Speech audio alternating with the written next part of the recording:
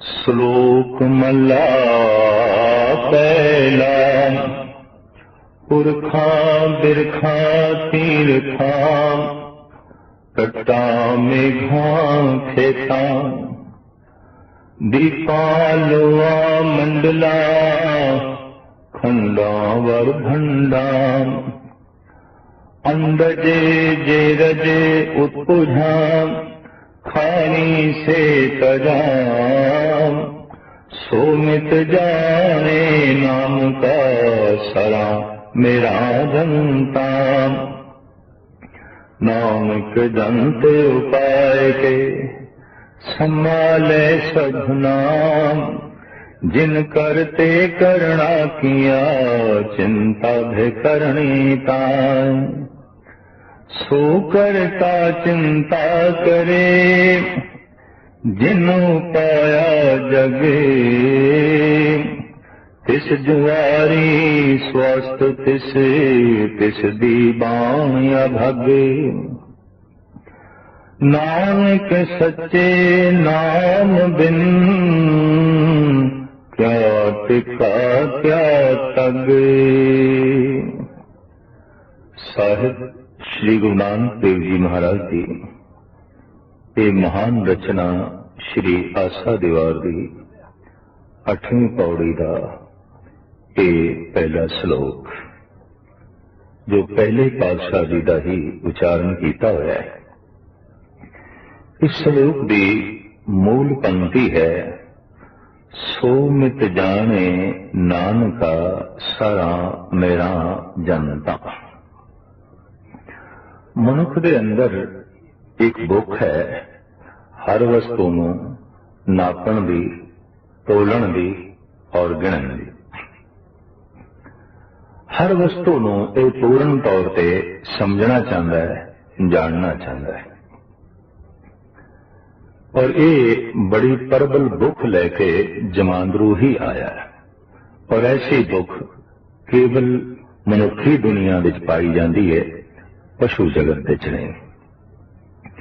मनुख हर चीज नूं सिर्फ भोगना ही नहीं चाहता, जानना भी चाहता है। सिर्फ हर वस्तु नूं हासिल ही नहीं करना चाहता, उन्हें समझना भी चाहता है, उन्हें जानना भी चाहता है। एक चीज नूं जानन दे नाल दूजी चीज की जानकारी की भुख वधदी है। एक पदार्थ नूं जानन दे नाल दूजा पदार्थ सामने आ जाता है, उन्हें भी ये जानन की कोशिश करता है। फिर ये जानकारी का दायरा ये भुख वधदी है ते मनुख पूरे संसार नूं जानना चाहता है और पूरे निरंकार नूं भी जानना चाहता है। यही कारण है कि पदार्थ की खोज भी हुई और परमात्मा की खोज भी हुई। जितनी खोज हो सकी उतना ही लिखिया जा चुके है, लेकिन खोज अजे जारी है। पूर्ण तौर पे पदार्थ के खोजी ने भी ये नहीं आख्या कि मैं सब कुछ खोज लिया। अजे ऐसे ग्रह निछत्र तारे स्यारे इतनी दूर ने कि मनुख की निगाह भी अजे इत्थे नहीं पहुंची। भावे बारीक तो बारीक और शक्तिशाली दूरबीना आलमे वजूद विच आ गई ने, लेकिन फिर भी कुछ दुनिया ऐसी है जो मनुख की अजे कल्पना तो भी परे है। इकबाल ने ठीक ही आख्या, सितारों से आगे जहां और भी है। सिर्फ ये चमकते हुए सितारे ही सब कुछ नहीं, इस तो परे भी कुछ दुनिया है, इस तो परे भी कुछ पृथ्वी है, इस तो परे भी कुछ जीवन है और अनंत ए जीवन। तो पदार्थ के खोजी ने भी अजे पूर्ण तौर पर ऐसा दावा नहीं किया कि मैं सब कुछ न जान लिया, सब कुछ न समझ लिया। कि जब पदार्थ की पूरी खोज नहीं हो सकी तो परमात्मा की खोज भी अधूरी है। इस वास्ते दावा नहीं किया जा सकता कि मैं पूर्ण तौर पर परमात्मा नूं जान लिया। कई दफा हैरानगी आती है कि पदार्थ की दुनिया में ऐसा दावा नहीं कि असी सारे पदार्थ के तल ग्रह नक्षत्र और सारे ब्रह्मंड नूं पूर्ण तौर पर समझ लिया।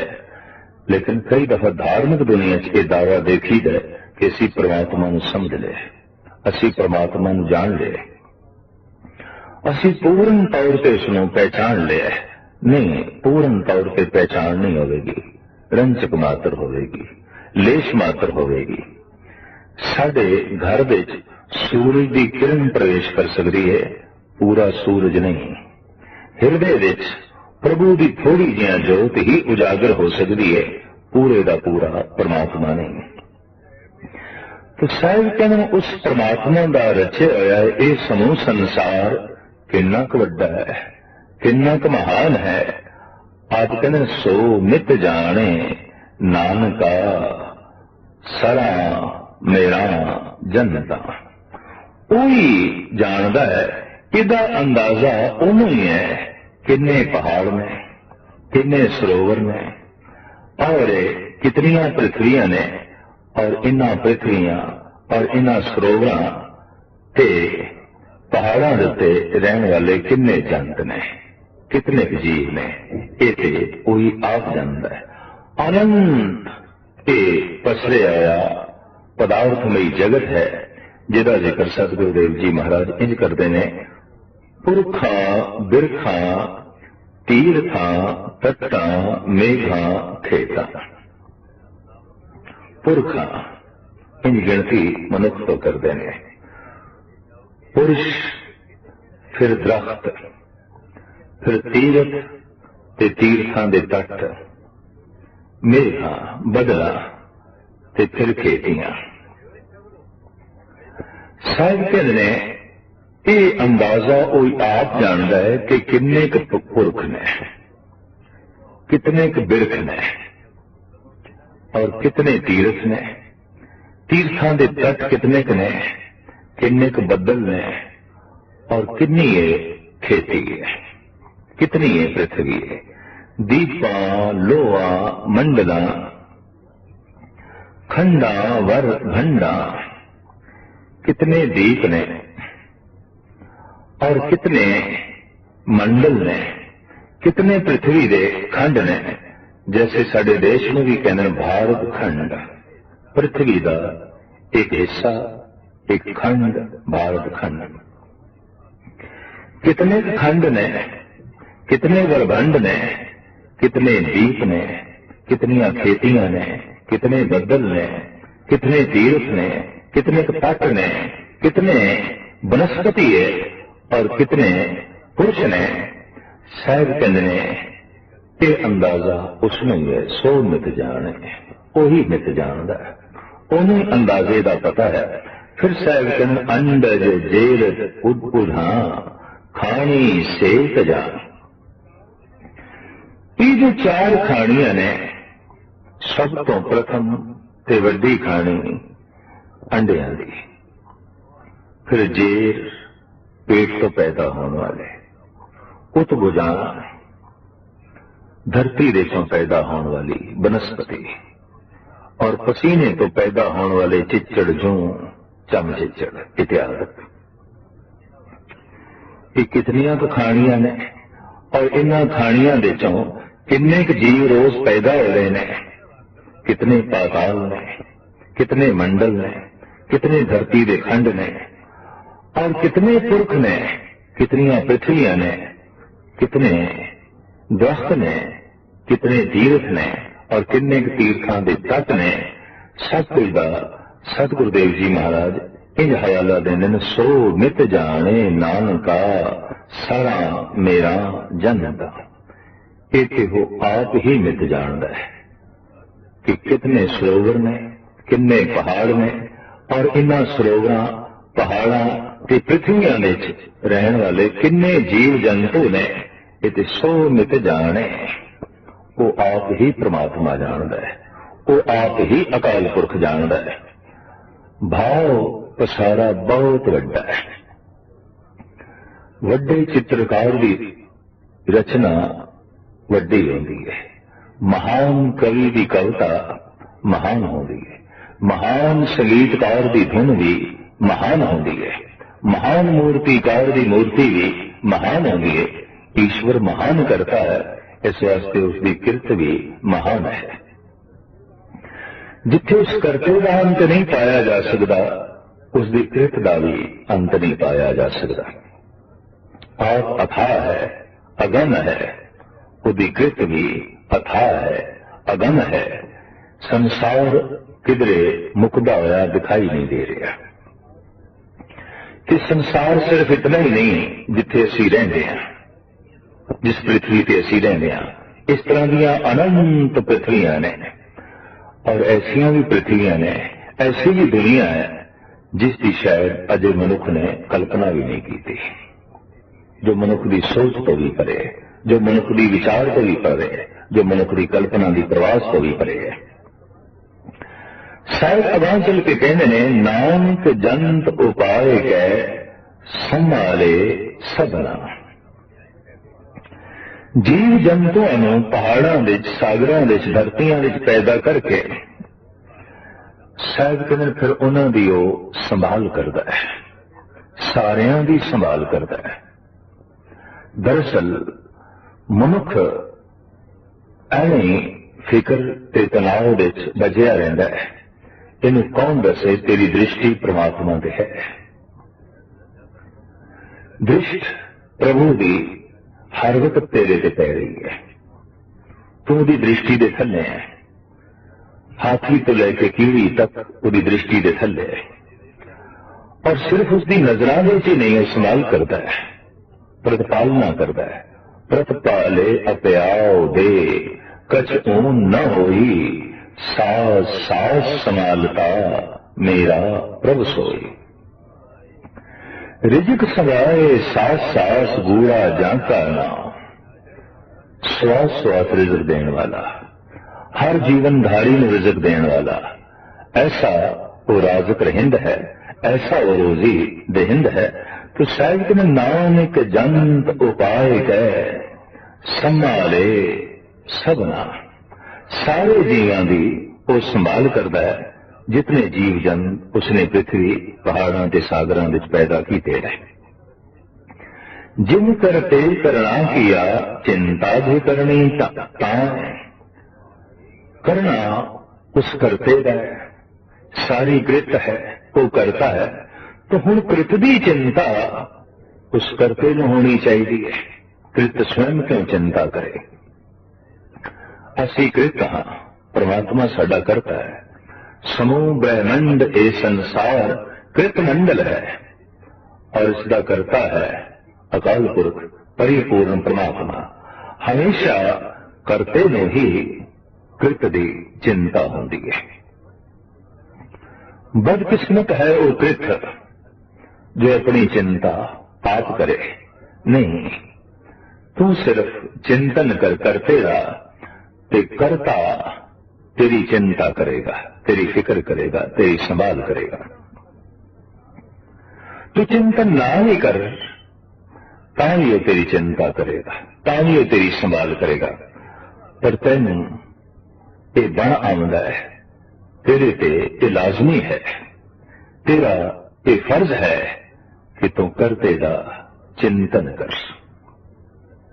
भाई साहब, भाई नंदलाल कहते ने, हवाए बंदगी आवुर्द दर वजूद मरा, वगर ने जौके चुनी आमदन न बूद मरा। हे परिपूर्ण परमात्मा, तेरे भजन दी खिच मैनू इस मनुखा जामा विच ले आईए, वरना इस नीले गुंबद दे थले आके मैं की करना सी। खांदा पींदा ते मैं पशु जून दे च भी रहा और बाल बच्चे ते मैं पशु जगत दे च भी पैदा करता रहा।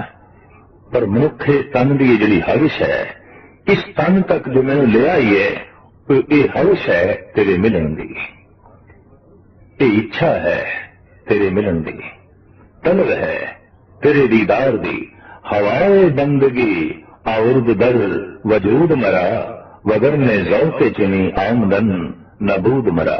वरना इस दुनिया विच आउण दा मेरा कोई कारण होर दिखाई नहीं देंदा, क्योंकि आखिए कि बंदा खाण पीण लई आया तो पशु खांदे पींदे ने, बंदा बच्चे पैदा करने लई आया तो पशु भी बच्चे पैदा करते हैं, बंदा बच्चों की पालना करने लई आया तो वह भी पालना करते हैं, पशु भी पालना करते हैं। रहने लई वह भी मकान बना लेंदे ने, घोंसले बना लेंदे ने, खुड्डां बना लेंदे ने। रिज़िक दी तलाश वो भी करते हैं, रोजी उन्होंने भी प्रभु जो है देंदा है।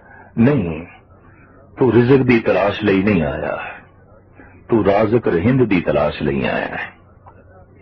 तू बच्चे पैदा करने लई नहीं आया, तू अपने अंदरों परम ज्योति नूं पैदा करने लई आया है। तू सिर्फ बच्चों की पालना करने लई नहीं आया, दरअसल तू अपनी आत्मा की संभाल लई आया है। हवाए बंदगी आवुर्द दर वजूद मरा, वगर ने ज़ौक़े चुनी आमदन नबूद मरा।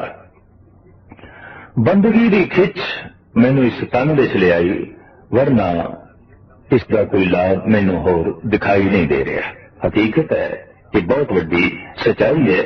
तो साहिब श्री गुरु नानक देव जी महाराज फरमान करते हैं, अकाल पुरख तेरी चिंता करेगा, तू अकाल पुरख का चिंतन कर, तू उसका सिमरन कर, वो तेरी संभाल करेगा। तू उसनों याद कर, वो तेरियां झोलियां भरेगा। ओदा फर्ज है तेरी संभाल करना, तेरा फर्ज है उन्हों याद करना, ओदा चिंतन करना। तो साहिब कहने जिन करते करना किया, चिंता भे करने ताय, सो करता चिंता करे, जिन उपाया जग। जिसने सारा जगत पैदा किया है, उस करते में ही इसकी चिंता है। हकीकत है, इसनों सतगुरु जो बार बार दोहरा रहे हैं कि उन्होंने चिंता है, उन्होंने चिंता है। दरअसल मनुख बहुत सारिया चिंतावां दी पिन पंड अपने सिर ते चुकी फिरदा है। गुरु नानक देव जी महाराज इस पंड नूं उतारना चाहते हैं, इस बोझ नूं उतारना चाहते हैं। अनंत तरह दियां चिंतावां दे चों सब तो प्रबल चिंता है रिज़िक दी, रोजी दी। अज मिले कल मिलेगा कि नहीं, अज मैं जी सकिया पता नहीं कल जी सकांगे कि नहीं, अज मैनू रोजी मिली है पता नहीं कल रोजी मिलनी है कि नहीं। और चिंता कल दी, चिंता भविष्य दी। ईरान दे एक प्रसिद्ध सूफी फकीर जनाब शेख सादी साहब कहते ने, गमे रोजी मखुर, रोजी का गम ना कर, रिज़िक का गम ना कर। गमे रोजी मखुर, मजन औरा के दफ्तर रा, के पेशे अस्तिफल एजद, कल कुनद पस्ताने मादर रा। देख तेरा जन्म बाप दे छोया, मां दे अस्थन पहले ही बन गया, दुध पहले ही बन गया। रामकली राग विच गुरु अर्जन देव जी महाराज हो बहु इसे ढंग का फरमान फरमाते ने, प्रथमे माखन पाछे दूध, मैलू कीनू साबन सूद। प्रथमे माखन, पहले मां दे थन ने, दुध पिछे। रोजी दे सोने पहले ही बना देते हैं। तेरा जन्म होया है, तेरे जन्म तो पहले भी दुध मौजूद है। रोजी दे सोने मां दे अस्थल मौजूद ने, इत्थों क्यों नहीं प्रेरणा लेंदा। भगत धन्ना जी एक दिन सुते से जंगल टहलते हुए निकल रहे ने पगडंडी तो, आपके पैरों नाल एक मिट्टी का बड़ा सख्त ढेला ठोकर खा गया, वो टूट गया। उस टुटे ढेले विच की देखते हैं धन्ना जी, एक कीड़ा है और उस कीड़े के मुंह विच बेर का पत्ता है, वो टुक टुक के खाई जा रहे हैं। आपकी अगम्य दृष्टि, आपकी अध्यात्मी सुरख एकदम विस्मात के मंडलों च खो गई। आप कहते पाखान कीट गुपत होए रहता, तांचो मार्ग नाई, कहे धन्ना पूरनता हूं को, मत रे जिए डराई। कोई रास्ता नहीं, कोई मार्ग नहीं, इस गुप्त रहंदे कीड़े नूं गुप्त रूप दे रिज़िक पहुंच गया, रोजी पहुंच गई है। मनुख के ज़हन जिथे हर वक्त जिहड़ा बोझ ते तनाव है, ये रोजी है। कहते ने ये तनाव पंछियों के जगत विच नहीं है, पशुओं के जगत विच नहीं है। साहिब श्री गुरु नानक देव जी महाराज ते ऐसा फरमान करते हैं, परिंद है ना गिर है जर, पंछियों को ना जर है ते ना ही कोई सोने गोदाम ते मकान ने जिहदे च वो कोई अन्न दा चुगे दाने का स्टॉक कर लैन, इकट्ठा कर लैन। परिंद है ना गिर है जर, दरख्त आब आस कर देहंद सोही, एक तू ही एक तू ही। पंछी अज रज के आ रहे हैं, कल की फिक्र नहीं, कल फिर परमात्मा होगा, कल फिर ईश्वर होगा। कहते ने एक फकीर, मस्त फकीर ख्वाजा मुईनुद्दीन दी चिश्ती की दरगाह के बाहर बैठा, हाथ फैला के भिक्षा मंग रहा सी, लेकिन है किसी रंग विच रंगिया होया।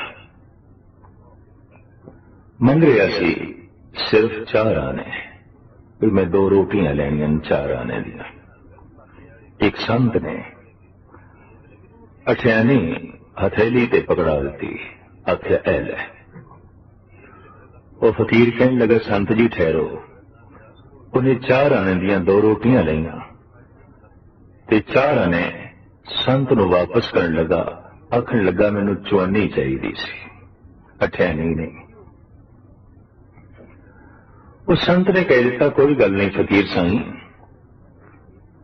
बाकी 4 आने दियां कल 2 रोटियां ले लैणियां। उन्हें चौनी भी सुटी, 2 रोटियां भी संत दे हक ते थमा दित्तियां, आख्या मैं ना शुक्रे दे पैसे दियां रोटियां नहीं खाणियां, जिस खुदा ने मैनूं अज दिता है वो मैनूं कल भी देगा, ते तू ना शुक्र है, तेनू ईश्वर का बोध नहीं, अकाल पुरख का बोध नहीं। जिन्हें अज दिता है वो कल भी देगा, जिसने अज तेनू भेजे है वो कल किसी होर नूं भेजेगा। मेरा तो ये यकीन है, मेरा तो ये भरोसा है, पर तू साध बाणे विच होके भी भरोसे तो हीन है, विश्वास तो हीन है, पूर्ण निश्चय तो हीन है, डोले आया। दरअसल जैसे जैसे कोई सिमरन करता है परमात्मा ते भरोसा जमदा है, ते जब परमात्मा ते भरोसा जमदा है तो कल की फिक्र मिटती है। मनुख अज नूं ही सवारदा है, अज दे विच ही जीवदा है, और उसनूं पता है कि अमिट है परमात्मा, इस वास्ते रोजी भी उसकी अमिट है, देंदा रहेगा, देंदा रहेगा। हाँ, देंदियां थकदा भी नहीं। कई दफा मनुख कुछ वस्तु देन लग पैंदा है ते देंदे ही थक जाता है, पर साहिब कहते वो तो ऐसा दाता है, देंदा दे लैंदे थक पाए, जुगा जुगंतर खाई खाए। अनंत काल तो दे ही जा रहे हैं, दे ही जा रहे हैं, दे ही जा रहे हैं। लैण वाले थक जाते हैं, देण वाला नहीं थकता, वो अजे भी दे ही जा रहे हैं। तमाम जीवां नूं, तमाम जीवन श्रेणी की झोली विच रिजक पा रहे हैं, कुछ भी मुकिया नहीं है। एक चीज मुकती है, दूसरे के अंबार प्राप्त हो जाते हैं, दूसरे के अंबार लग पैंदे ने, तो पृथ्वी विच रिजक जीवां दा मौजूद है। अरबां खरबां साल तो जीव इस पृथ्वी विचों रिजक कढ़ रहे ने, रोजी कढ़ रहे ने, दातां प्राप्त कर रहे ने, खा रहे ने, पी रहे ने, पर प्रभु दा भंडारा अजे तक मुकिया नहीं ते ना ही मुकना है। तो साहिब कहते ने जिस परिपूर्ण परमात्मा ने यह सारा जगत बनाया है उसे नूं ही इसकी चिंता है। सो करता चिंता करे जिन उपाया जग।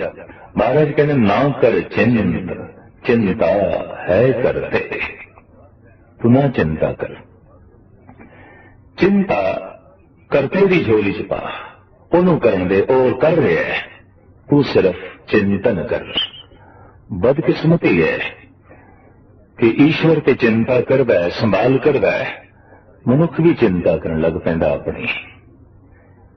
और होंदा की है, कि इन्हां चिंता के तनाव के थले बोझ थले मनुख खामखा दबाया रहता है पर मनुख का अध्यात्मक विकास रुक जाता है। सारी दुनिया दे जो अध्यात्मक विकास रुके है वो महज इस चिंता करके, इस तनाव करके, इस बोझ करके। साहिब कहते ने उद्यम करना तेरा धर्म है, चिंता करना तेरा फर्ज नहीं है। चिंता करना प्रभु का फर्ज है, उद्यम करना तेरा फर्ज है। तो उद्यम करी जा, तू मेहनत करी जा, तू पुरुषार्थ करी जा। तेरे पुरुषार्थ नूं योग्यता अनुसार, तेरी प्रारब्ध अनुसार वो भाग लांदा जाएगा, झोलियां भरदा जाएगा, तेनू देंदा जाएगा। और तेरे प्रारब्ध के बूटे नूं जितने फुल लग जान, जितने फल लग जान, उन्हों खिड़े मत्थे तस्लीम कर ले, उन्हों खिड़े मत्थे प्रवान कर ले, उन्हों खिड़े मत्थे अपनी झोली च पा ले। सो करता चिंता करे जिन उपाया जग, तिस जुआरी स्वास्थ्य तिस दीवान अभग। साहिब कहते हैं उसका हुक्म, उसका दीवान, उसकी दिती हुई रिज़्क अभग है, भाव मिटन वाली नहीं है। ओदा दरबार मिटन वाला नहीं है, ओदी दात मिटन वाली नहीं है। साहिब कहते हैं इस तरह का जो दाता है, इस तरह का जो परमात्मा है, उसनों मेरी नमस्कार है, उन्हों मेरी जय जयकार है। मैं जय करदा, मैं नमस्कार करदा, मैं उस तो सदके हाँ, मैं जोहार करदा, मत्था टेकदा उस परिपूर्ण परमात्मा नूं जिसका फैसला, जिसकी दात, जिसका दीवान अमिट है और जो देंदा रहंदा है। लैण वाले मिट जाते ने, देण वाला नहीं मिटता। मंगते मिट जाते ने, दाता अपनी थां ते अमर रहिंदा है, सदैही रहिंदा है। तिस जुआरी स्वास्थ्य तिस दीवान अभग, नानक सच्चे नाम बिन क्या टिका क्या हग। नाम आध्यात्मिक जीवन की रूह है। आध्यात्मिक जीवन नाम दे आसरे ते है। नाम नहीं तो बाकी जितने धार्मिक चिन्ह ने ये मृतक श्रृंगार हो सकता है, मुर्दे का श्रृंगार। इस वास्ते साहिब कहते ने नानक सच्चे नाम बिन क्या टिका क्या तग। सच्चे नाम दे सिमरन तो बिना, सच्चे नाम दे जाप तो बिना की मैंने रखदा टिका, की मैंने रखदा जनेऊ। साहिब कहते ने नाम दे विच ही सारे श्रृंगार आ गए ते नानक के घर केवल नाम। मेरे घर दे ते केवल नाम दी ही महिमा है, गुरु घर दे नाम दी ही महिमा है। उंज भी अनंत भगत जन भी ऐसा कहते ने सतयुग सत्र त्रेता जगी, द्वापर पूजा चार, तीनों जुग तीनों दृढ़े, कल केवल नाम आधार। मौजूदा दौर ते केवल नाम का ही है। नाम के आसरे ते ही साडी जीवन नौका पार हो सकती है। तो साहिब कहते हैं नाम तो बिना जितना भी धार्मिक श्रृंगार है वो व्यर्थ है। उस श्रृंगार विच टिक्का, धोती और जनेऊ खास करके है इस देश विच। तो साहिब कहते हैं नानक सच्चे नाम बिन क्या टिक्का क्या तग। साहिब श्री गुरु नानक देव जी महाराज विच ये खूबी सी कि आप हर उस श्रृंगार नूं मिथ्या करके कहते रहे जिहदे च नाम नहीं। नाम कोई जप रहा है, नाम उसदे कोल है, प्रवान है जनेऊ, प्रवान है टिक्का, पर नाम ही नहीं तो सारा श्रृंगार व्यर्थ है। महला पहला लख ने किया चंगियाइया, लख पुना परवान, लख तप ऊपर तीर्था, सहज जोग बेबान, लख सुर तन संग्राम, रण में छुटे प्राण, लख सुरती लख ज्ञान ध्यान, पढ़िए पाठ पुराण, जिन करते करना किया, लिखिया आवन जा, नानक मति मिथ्या, कर्म सच्चा निशान पौड़ी, सच्चा साहिब एक तू, जिन सचो सच वरताया। जिस तू दे तिस मिले सच, ता तिन्नी सच कमाया। सतगुरु मिलिए सच पाया, जिनके हृदय सच वसाया। मूरख सच न जानने, मनुमुखी जन्म गवाया। विच दुनिया काहे आया। 8ਵੀਂ पौड़ी नाल जुड़े दूजा श्लोक। इसकी मूल पंक्ति है, नानक मति मिथ्या कर्म सचा नीसा। सारी सोचनी व्यर्थ है, सारी मत व्यर्थ है, सारिया तदबीरां बेमैनी ने। बस इको ही है, खास वो है प्रभु की बख्शिश, ओदी रहमत। ओदी जो रहमत है, ओदी जो बख्शिश है, कि उसकी बख्शिश का जो मत्थे ते निशान है, बस यही महान है। बाकी मत, बाकी सोचनी व्यर्थ है। भाव ऐसा सोच, ऐसी प्रार्थना कर कि उसकी बख्शिश होवे। ते बख्शिश का बकायदा निशान पै जाता है, बख्शिश का बकायदा परवाना मिलता है। भाव बख्शिश गुज्जी छिपी नहीं रहती।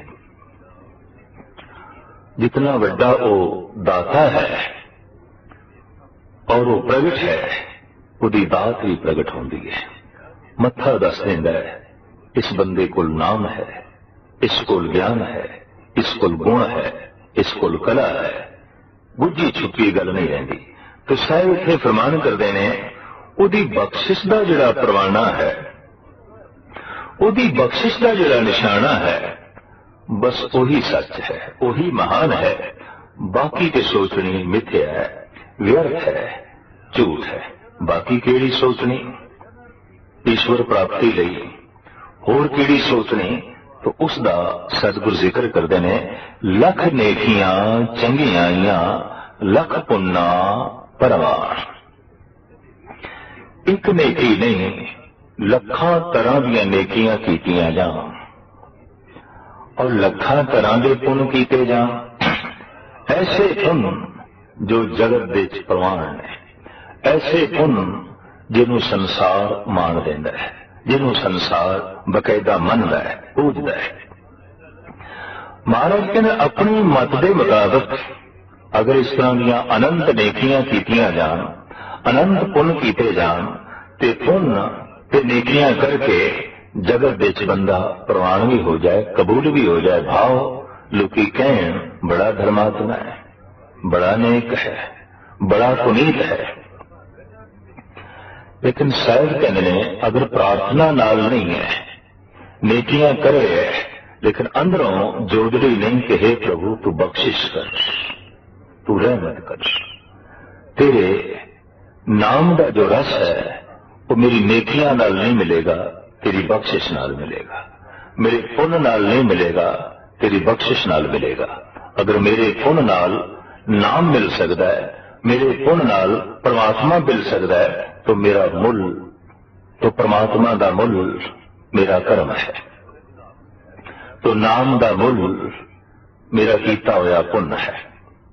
कोई भी पुण्य परमात्मा का मुल नहीं है। कोई भी कीतियां या नेकियां ईश्वर का मुल नहीं है। वरना ऐसा होगा कि मनुख गिणिया मिथियां ओ नेकियां करके परमात्मा को प्राप्त कर लेंदा, गिणे मिथे पुण्य करके परमात्मा को प्राप्त कर लेंदा। लखां तरह के बंदे लखां तरह के पुण्य कर रहे हैं, पर मनुख दे कोल परमात्मा नहीं दिखाई देता।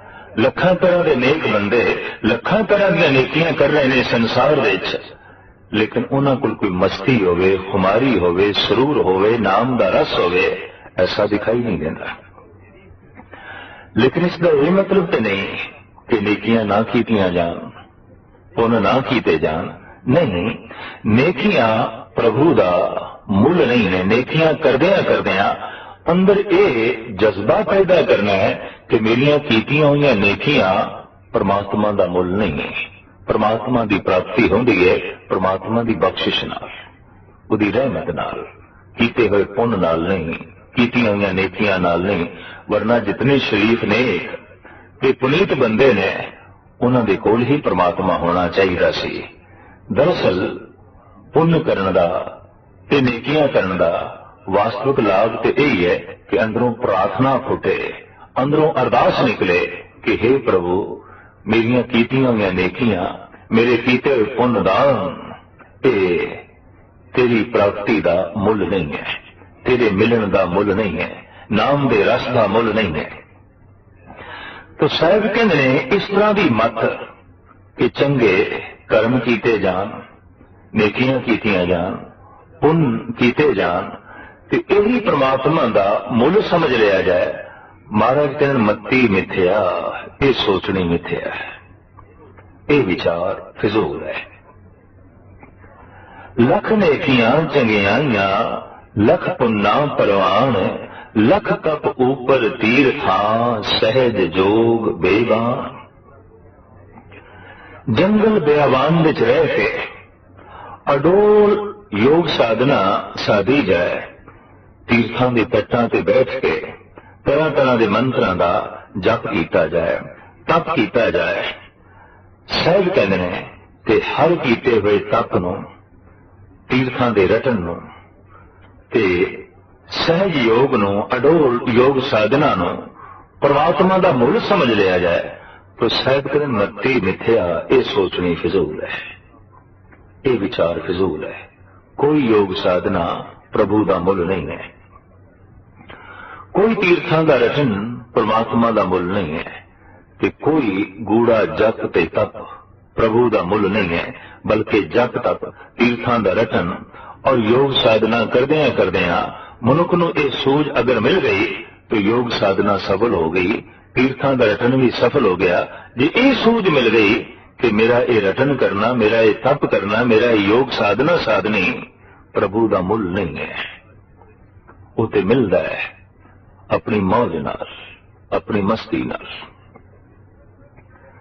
ਸਭ ਕੁਝ ਤੋਂ ਕਰ ਲੇਕਿਨ ਆਸ ਰੱਖ ਉਸ ਦੀ ਬਖਸ਼ਿਸ਼ ਦੀ, ਆਪਣੇ ਕੀਤੇ ਹੋਏ ਕਰਮ ਨਾਲ ਨਾ ਜੁੜ।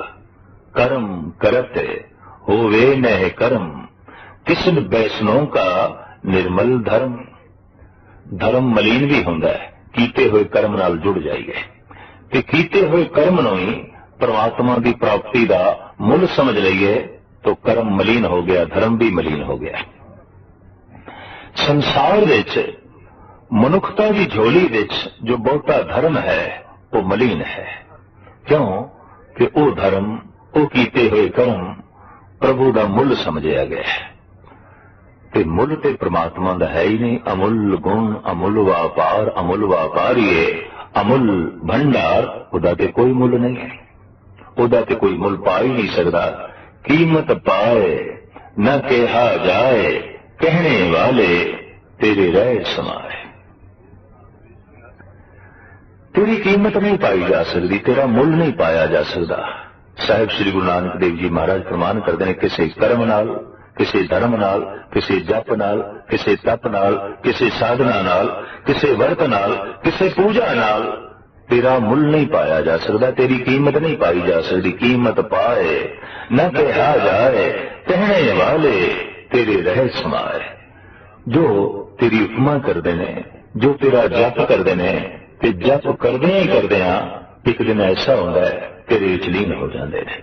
ਪਰ ਕੌਣ ਲੀਨ ਹੋ ਜਾਂਦੇ ਨੇ? ਜੋ ਜਪ ਨੂੰ ਤੇਰਾ ਮੁੱਲ ਨਹੀਂ ਸਮਝਦੇ, ਜੋ ਜਪ ਨੂੰ ਤੇਰੀ ਕੀਮਤ ਨਹੀਂ ਸਮਝਦੇ, ਜੋ ਨੇਕੀਆਂ ਨੂੰ ਤੇਰੀ ਕੀਮਤ ਨਹੀਂ ਸਮਝਦੇ, ਜੋ ਕੀਤੇ ਹੋਏ ਪੁੰਨ ਨੂੰ ਤੇਰੀ ਕੀਮਤ ਨਹੀਂ ਸਮਝਦੇ, ਬਲਕਿ ਕਰੀ ਜਾਣਨ, ਕਰੀ ਜਾਣਨ, ਕਰੀ ਜਾਣਨ। ਭਰੋਸਾ ਤੇਰੀ ਬਖਸ਼ਿਸ਼ ਤੇ, ਯਕੀਨ ਤੇਰੀ ਬਖਸ਼ਿਸ਼ ਤੇ, ਆਪਣੇ ਕਰਮਾਂ ਤੇ ਨਹੀਂ। ਜੇ ਆਪਣੇ ਕਰਮਾਂ ਤੇ ਭਰੋਸਾ ਹੈ तो फिर मैला धर्म है, अहंकार पैदा होगा। अक्सर देखीदा है तीर्थ दान वर्त इत्यादि करके मनुख का तकबर वध जाता है, अहंकार वध जाता है। क्यों? भरोसा अपने कर्म ते, भरोसा बख्शिश ते नहीं, भरोसा अपने कीते कर्मां ते। मैं ये कर्म कीते ने। त्याग ते वैराग की मूर्ति गुरु तेग बहादुर साहब जी महाराज प्रमाण करते हैं, तीर्थ बर्फ अरदान कर मन में धरे गुमान, नानक नेहफल जात ते जिम कुंजर इशनान। हाथी इशनान ते करदा है, सूंड दे नाल खूब अपने पिंडे ते पानी पांदा है, मल मल के नहांदा है, पर एकदम दरिया तो बाहर निकलदे हैं मिट्टी सूंड नाल ही अपने सिर ते पांदा है, अपने बदन ते पांदा है। तो कीता होया इशनान व्यर्थ चला गया, कीता होया दान उदों व्यर्थ चला जाता है जब हंकार की मिट्टी मनुख अपने उत्ते पा लैंदा है। कीता होया पुण्य का इशनान उदों व्यर्थ चला जाता है जब हंकार की छाई मनुख अपने ऊपर पा लैंदा है। जपया होया नाम और उसका इशनान उदों व्यर्थ चला जाता है जब हंकार की खाक मनुख अपने ऊपर पा लैंदा है। सिर्फ हाथी ऐसा नहीं करते कि इशनान करके ऊपर मिट्टी पा लैन, मनुख भी ऐसा करता है। फर्क सिर्फ इतना है, वो तन नूं इशनान करांदा है ते तन ते मिट्टी पा लैंदा है, मनुख भी मन नूं इशनान करांदा है ते मन ते हंकार की मिट्टी पा लैंदा है। दान पुण्य जप तप ये मन का इशनान है, इधर इशनान किया इधर हंकार की मिट्टी पा ली। इस वास्ते देखने में आया है कि तथा कथित धार्मिक जितने हंकारी होंगे ने उतना अधार्मिक हंकारी नहीं है। क्यों कि हंकार करने लई उहदे कोल कुछ है ही नहीं, न दान न पुण्य न जप न तप न शील न संयम, वो किसका हंकार करे। लेकिन एक धार्मिक बंदे को हंकार करने लई बहुत कुछ है, उहदे कोल दान है, उहदे कोल पुण्य है, उहदे कोल पूजा है, उहदे कोल तीर्थां दा रटन है, उहदे कोल वर्त है, उहदे कोल अनेकों तरह दी योग साधना है। इस सब कुछ का उसदे कोल अहंकार है, ये सब कुछ उसदे कोल है। लेकिन ये सब कुछ मन दे इशनान लई है। मैं इस करा योग साधना मन का इशनान है, अहंकार मन ते मिट्टी पाना है। दान मन नूं हौला करना है, बोझ हटाना है, मन का इशनान है। लेकिन अहंकार मन ते छाई पाना है, खाक पाना है। जप करना तप करना मन नूं इशनान कराना है, अहंकार करना छाई पा लेना है, खाक पा लेना है। हाथी की तरह मनुख भी करता रहता है।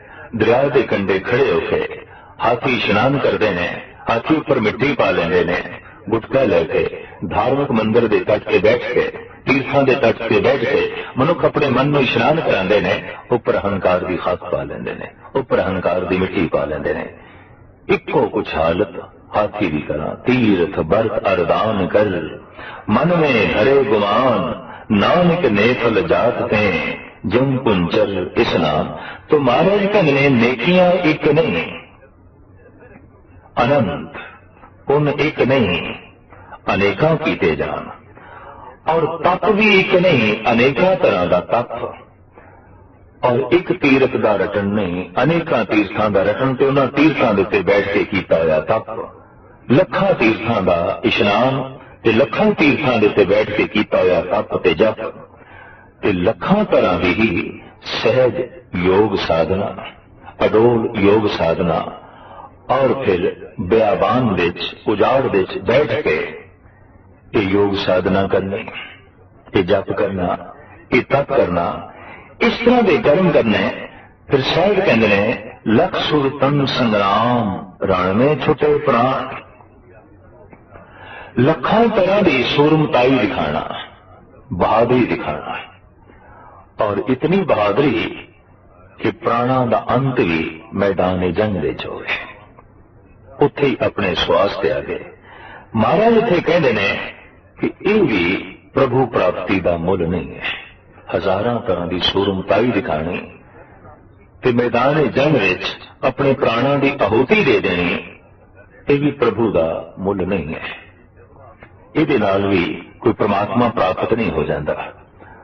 मुख्तसर ये जो गुरु बाबा कह रहे हैं कि ये अनेका तरह के जो कर्म ने धर्म ने, ये अकाल पुरख का मुल नहीं है, उसकी कीमत नहीं है। अगर कोई कीमत समझ ले तो नानक मथी मिथ्या, ऐसी सोचनी मिथ्या है, ऐसा विचार करना मिथ्या है। ਕਰਮ ਸਚਾ ਨਿਸ਼ਾਨ। ਦਰਅਸਲ ਸੱਚ ਦਾ ਪਰਵਾਨਾ, ਸੱਚਾ ਪਰਵਾਨਾ, ਸੱਚਾ ਨਿਸ਼ਾਨ ਤੇ ਹੈ ਉਹਦਾ ਕਰਮ, ਉਹਦੀ ਬਖਸ਼ਿਸ਼, ਸੱਚ ਦੀ ਬਖਸ਼ਿਸ਼, ਸੱਚ ਦੀ ਰਹਿਮਤ। ਸਾਹਿਬ ਅਗਾਂਹ ਚੱਲ ਕੇ ਕਹਿੰਦੇ ਨੇ, ਲੱਖ ਸੁਰਤੀ ਲੱਖ ਗਿਆਨ ਧਿਆਨ, ਪੜ੍ਹੀਏ ਪਾਠ ਪੁਰਾਣ। ਲੱਖਾਂ ਤਰੀਕੇ ਦੀ ਸਾਧਨਾ ਦੇ ਨਾਲ ਆਪਣੀ ਸੁਰਤ ਨੂੰ ਪਕਿਆਣਾ, ਪੱਕਾ ਕਰਨਾ, ਔਰ ਫਿਰ ਲੱਖਾਂ ਤਰ੍ਹਾਂ ਦਾ ਗਿਆਨ ਹਾਸਲ ਕਰਨਾ, ਲੱਖਾਂ ਤਰੀਕੇ ਨਾਲ ਧਿਆਨ ਜੋੜਨ ਦੀ ਕੋਸ਼ਿਸ਼ ਕਰਨਾ ਤੇ ਅਨੰਤ ਦਫਾ ਪੁਰਾਣਾਂ ਦਾ ਪਾਠ ਕਰਨਾ, ਧਾਰਮਿਕ ਗ੍ਰੰਥਾਂ ਦਾ ਪਾਠ ਕਰਨਾ ਤੇ ਇਹ ਪਾਠ ਇਸ ਤਰ੍ਹਾਂ ਦੀ ਸੁਰਤ ਨੂੰ ਪਕਾਣਾ ਤੇ ਧਿਆਨ ਸਾਧਨਾ ਤੇ ਅਨੰਤ ਤਰ੍ਹਾਂ ਦਾ ਗਿਆਨ ਹਾਸਲ ਕਰਨਾ।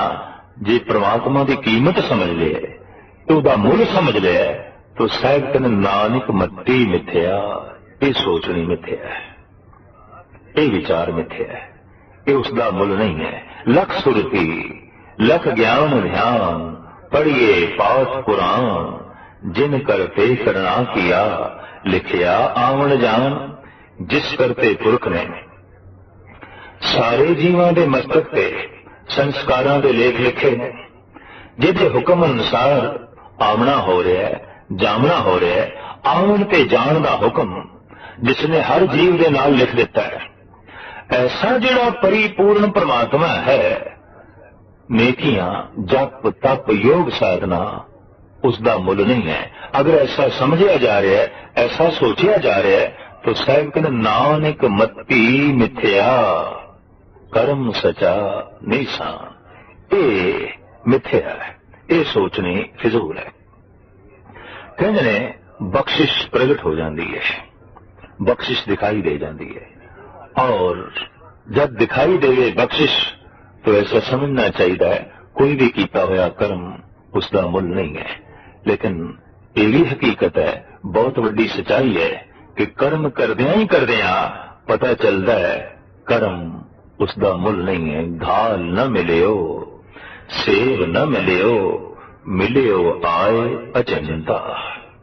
घालना घाल दे थक गए, साधना करदे करदे थक गए, अचनचेत मिलाप हो गए, अचानक मिलाप हो गया।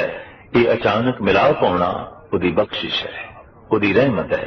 जब थक हार के बैठे हैं एक पासे और सोचे है कि कीते हुए कर्मां नाल थक गया ते कर्म उसका मुल नहीं, उदों ही उसकी बख्शिश हो जाती है, उदों ही उसकी रहमत हो जाती है। लेकिन ये सोचनी अंदर जरूर पैदा होए कि मेरे कीते हुए कर्म उसका मुल नहीं है। किसी को तो बहुत छेती समझ पै जाती है कि मेरे कीते हुए पुण्य, मेरे कीते हुए कर्म, मेरा कीता हुआ जप तप, मेरी साधी हुई योग साधना उसका मुल नहीं है।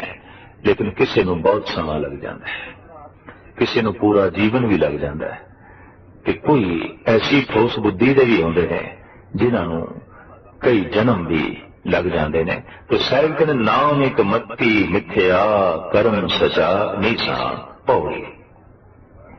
सच्चा साहिब एक को जिन सच्चो सच वरताया। सच्चा साहिब वो परिपूर्ण परमात्मा मालिक है, पर सच्चा मालिक, बाकी झूठे मालिक ने। अज जिस जमीन दे असी मालिक हाँ, साथों पहले कोई होर मालिक सी, उस तो पहले कोई होर मालिक सी, उस तो पहले कोई होर मालिक सी। इस तरह मालिक बदलते रहे, मलकीयत अपनी थां ते रही है। जमीन के मालिक बदलते रहे, जमीन अपनी थां ते रही है। तो एक गल तो स्पष्ट हो गई, असी झूठे मालिक हाँ। जिहड़ी चीज अज साडे कोल है कल किसी होर कोल सी, जो धरती अज साडे कोल है कल किसी होर कोल सी। इस वास्ते असी सच्चे मालिक नहीं हाँ। महाराज कहते हैं सच्चा साहिब, सच्चा मालिक ते परिपूर्ण परमात्मा आप है। वो पहले भी मालिक सी, हुण भी है, अगां भी होगा। वही सही मैंने मालिक है। क्यों कि सब कुछ उसका है, सब कुछ उसदे विच है और सब कुछ उसका ही है। मनुख अज्ञान वस होके, अहंकार वस होके कहता है मैं मालिक हाँ, कि मेरा मालिक ही नहीं, मालिक होने का दावा करता है, मालिक होने की तख्ती लांदा है, मालिक होने का प्रगटावा करता है। जबकि हकीकत यह है मालिक ते परमात्मा है ते परमात्मा मालिक होने का किधरे प्रगटावा नहीं करता, किधरे दावा नहीं करता। साहब कहते हैं सच्चा साहिब एक तू जिन सच्चो सच वरताया, जिसने चारों पासे जर्रे जर्रे दे सच ही वरता देता है। भाव किसी चीज दे खोट ते किसी चीज दे गलती लगनी बहुत औखी है। रेत के जर्रे नूं जिस ढंग नाल उसने बनाया ते सूरज नूं भी जिस ढंग नाल उसने चमकाया, इहदे च खामियां लभणियां बहुत औखियां ने। यह गल वखरी है कि सोचण की बुद्धहीन होवे, अपनी मत में खामी होवे तां फिर करते दी कृत दे खामियां दिखाई दे सकदियां ने, वरना खामियां नहीं ने। उन्हें हर पासे सच ही सच वरता दिता है, पूर्णता ही वरता दी है। भाव किसी दी खामी लभनी बहुत औखी है। सच्चा साहिब एक तू जिनी सच्चो सच वरताया, जिस तू दे तिस मिले सच तां किन्नी सच कमाया। जिसनों तू बख्शिश करके सच दे दे, सच दी सोचनी सच दी सूझ जिसनों तू दे दे तो सही मैने सच दी कमाई उसने ही की है। सच्चा जीवन उसे नहीं व्यतीत किया है। सच का धारणी वही है जिसनों ये सूझ मिल गई, जिसनों ये समझ मिल गई कि मालिक ते ओ आप है। इत्थे ते केती गई देख वाजे वजाए, वही एक रैसी जो साचा खुदा है। बड़े बड़े ढोल ढमके जिन्हां दे अगों वजदे सन, जिन्हां दे द्वार ते नौबत वजदी सी, अज उन्हां दी कबरां ते दीवा भी नहीं चलता। जिन्हां दे अगों ढोल वजदे हुए जांदे सन, अज बियाबान जीवान विच पए ने, सुनसान विच पए ने, उत्थे आवाज भी नहीं, सन्नाटा ही सन्नाटा है। तो साहब कहते हैं थे कहती गई देख वाजे वजाए, वही एक ऐसी जो साचा खुदा है। वो जो परिपूर्ण परमात्मा है, वास्तविक वही सच्चा है, वही मालिक सच्चा है, तो उन्हें सच वरताया है। किसी थां भी खोट ते कमी लभनी बहुत औखी है। जिस तू दे तिस मिले सच तां तिन्नी सच कमाया। बख्शिश करके रहमत करके जिसनों तू ये सच दे देवें, भाव सच दी सोचनी दे दे, सच दी विचार दे दें, सच दा धारणा दे दें, ते फिर वही सच दी कमाई करदा। भाव वही सच दे अपना जीवन बतीत करता है। सतगुरु मिलिए सच पाया, जिनके हृदय सच वसाया। आखिर सच की प्राप्ति का कुछ ना कुछ ते साधन तो महाराज कहने ने सतगुरु है, विचोला सतगुरु है, जिसने सच नू जाने। सतपुरख जिन जानिया सतगुरु तिसका नाम, जिसके हृदय विच सच है, जो सच नाल अठे पैर जुड़े हुआ है, उस सतगुरु नू मिलके ही सच की प्राप्ति होती है। भाव सच की सूझ मिलती है, सच की समझ मिलती है, और फिर वो सच हृदय विच आन के वसदा है। मूर्ख सच न जाननी, मन मुखी जन्म गवाया। मूर्ख अपने मन नू सामने रखता है, गुरमुख गुरु नू सामने रखता है। दो ते दर्जे ने गुरु घर विच, गुरमुख ते मनमुख। जो मन नू सामने रख के जीवन बतीत करता है मनमुख, ते जो गुरु नू सामने रख के जीवन बतीत करता है गुरमुख। मनमुख मूर्ख होंदा है, गुरमुख सियाणा होंदा है। मनमुख अहंकारी होंदा है, गुरमुख विनिम्र होंदा है। मनमुख अंधकार विच जींदा है, गुरमुख प्रकाश विच जींदा है। मनमुख तो जगत नू चोट लगती है, जबकि गुरमुख तो जगत की उसारी होंदी है, तामीर होंदी है। मनमुख जगत लई बोझ है, गुरमुख जगत का बोझ उतारदा है, जगत के भार नू थले लांदा है। मनमुख रस्ते का रोड़ा है, गुरमुख रस्ते का पुल है। मनमुख एक अड़चन है, एक रोक है, लेकिन गुरमुख तो एक हमवार पदरी जमीन है, सरल है।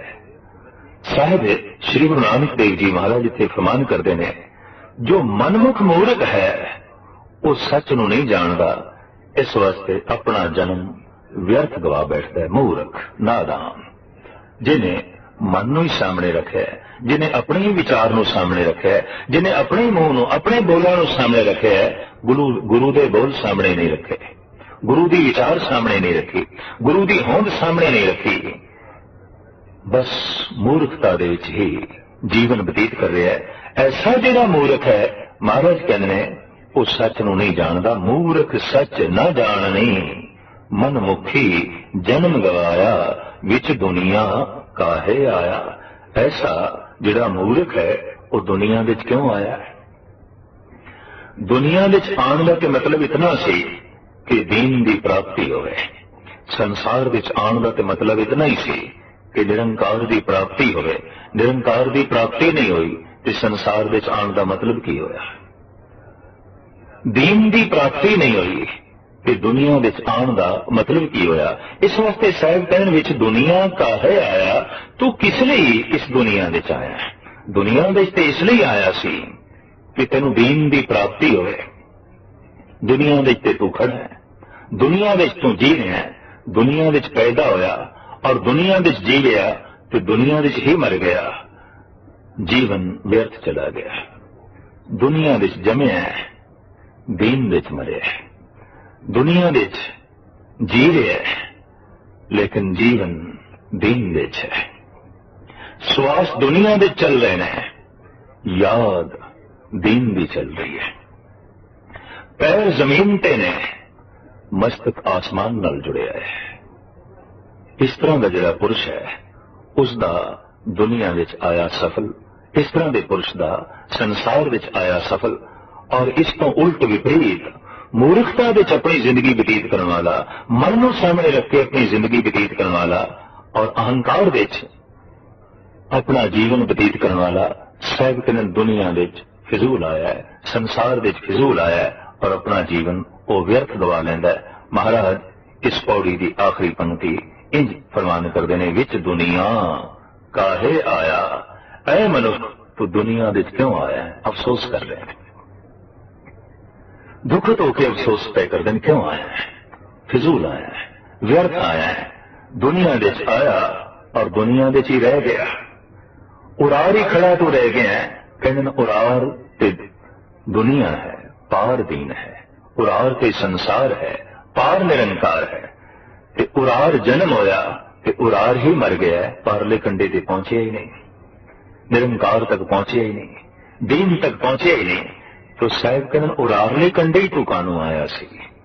उरार ते इस वास्ते बंदा खड़ा होंदा है, पार होने की सोचता है ते पार होने की कोशिश करता है, ते उरार खड़ा ही रह गया है। तो उरार खड़े रहने का की मतलब सी? विच दुनिया काहे आया, तो किस लिए इस दुनिया विच आया है? भाव व्यर्थ आया है। दुनिया विच आवना दरअसल दीन की प्राप्ति है। संसार विच आवना ही इसलिए है कि निरंकार की प्राप्ति होवे, करतार की प्राप्ति होवे।